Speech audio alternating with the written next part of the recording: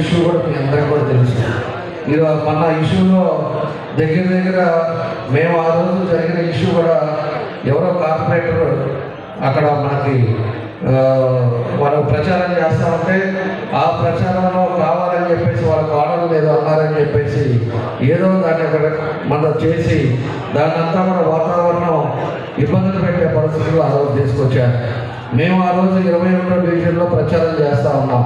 అక్కడేమో సంతానగర్లో అక్కడ ఒక అపార్ట్మెంట్కి వాళ్ళు కూడా జరుగుతుందంట. అదంతా కూడా మాకు ఎవరికి కూడా తెలియదు.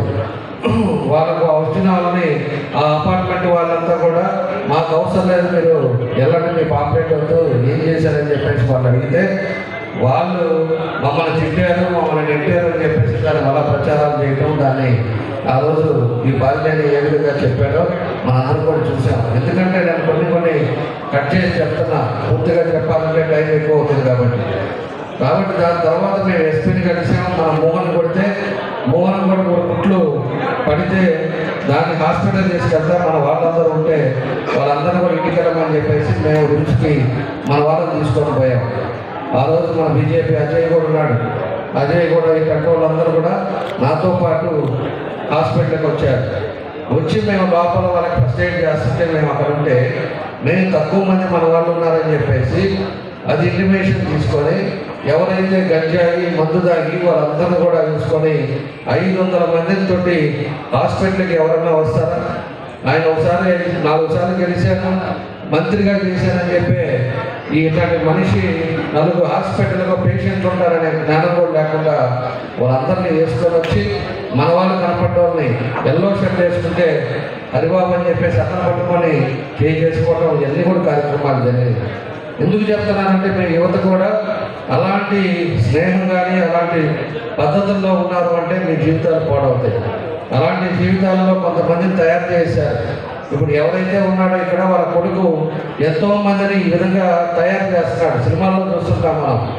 10 మంది పిల్లల్ని కొంతమందిని అందరినీ కూడా ఒక గుంపులాగా వాళ్ళకి లేనిపోయిన అలవాట్లు చేపించడం, లేనిపోయిన పనులు చేపించడం, ఇలాంటి కార్యక్రమాలు చేసే పరిస్థితి ఈరోజు మన అంగోల్లో ఉంది.